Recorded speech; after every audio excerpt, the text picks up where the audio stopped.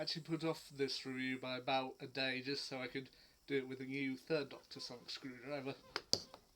But anyway, The Mutants was the fourth serial of the ninth season of Doctor Who, first broadcast in 6 parts from the 8th of April to the 30th of May 1972.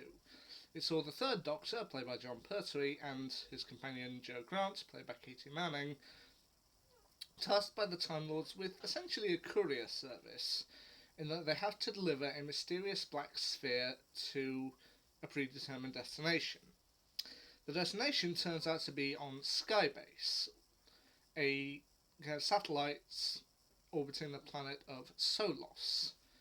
The Skybase is overseen by the Marshal, played by Paul Whitson-Jones, a kind of tyrannical ruler who wants to make Solos habitable for humans, even if it means making it uninhabitable for the Solonians who currently live there. Along with the Marshal, they also end up encountering Jaeger, the kind of chief scientific advisor to the Marshal, played by George Pravda, Stubbs and Cotton, 2 members of the Guard, who patrol the station, as well as a couple of Solonians from the planet itself, who are seemingly there mainly for politics, just so they can work things out, but end up in the midst of conflict, including Varan, played by James Mellor, and Kai, played by Garrick Hagan.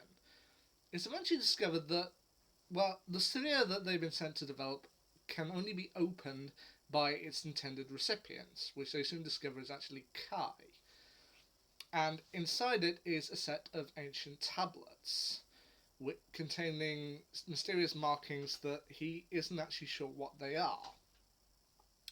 But the Marshal wants to effectively aim a series of missiles at Solos to release chemicals and stuff made by Jaeger in order to make Solos habitable for humans and non-habitable for the Solonians. Now, they've mainly been above Solos because they're mining it for minerals such as thesium, and the planet itself is actually toxic to non-humans, as they soon discover. But the Solonians themselves, while they can breathe it, they appear to have undergone a rather hideous mutation, and which they eventually work out is actually a natural process for Solonians, that 1 Solos year is equal to about 2,000 years on Earth, and they will change every so often. They realise that they're in fact on the bridge between a Solos spring and a Solos summer, and ultimately they're in a process of evolution or metamorphosis while the Marshal is attempting to terraform the planet. While the Marshal's, you can look at his views as kind of he's trying to do good to expand the human empire and provide a new planet for us to live on, he also wants to rule it from Skybase. So it's up to the Doctor, Jo, and everyone else to try and find a way to stop the Marshal and put things to rights. Now, overall, this surprised me, and it might even surprise you, but I actually think The Mutants is the best story of Season 9. This was the last story I needed to watch in order to complete Season 9, having seen the previous 4 stories, out of order, but still. And weirdly enough, I think The Mutants is the best.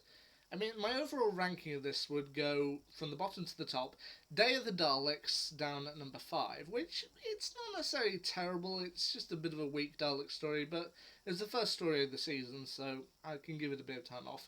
One step up from that would be The Time Monster, which I think is the weaker of the 2 Roger Delgado Master stories, but that's just me.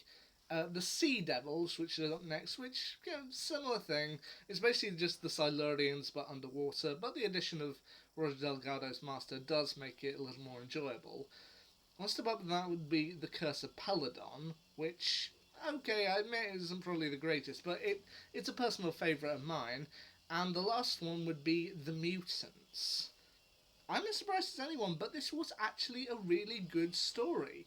It focused not only on an alternative planet, but also the scientific ramifications of some of the stuff they were doing, as well as the ethical ramifications. I mean,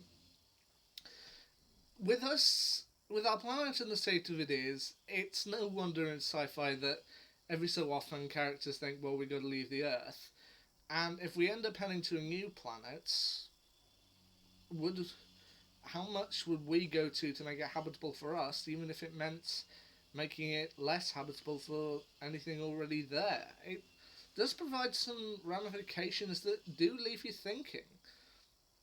As I said, I do think this is the best story of season 9, and it was a great one. I mean, once again, John Pertwee as the Doctor he's ultimately my favourite, and him and Casey Manning as Joe Grant. I know people do love John Pertwee with Elizabeth Slade and Sarah Jane Smith, but I think with the third Doctor, Joe Grant is my favourite pairing with him, and I do love that. My only one complaint is one that I had with another Doctor Who story. I think it was with the Pirate Planet, and that is that the villain's defeat in the end I did feel was just a little bit disappointing, in that in the end when all his plans go to ruin, he's like, I'll get you for this, Doctor, and then they just kind of aim their weapon at him and he just disappears. He just goes pop, just like that. And I'm just left thinking, a scream or a yell in frustration would be appreciated, just in something to make him feel like one of the true bad guys. But no, it's just like the plan starts going wrong for him, and then just suddenly he's just disappeared. And I'm just like thinking, huh, I'm a little disappointed by that. But anyway, that's what I think. Personally, I still think The Mutants is the best serial of season 9 overall, and I've now completed season 9. Yep.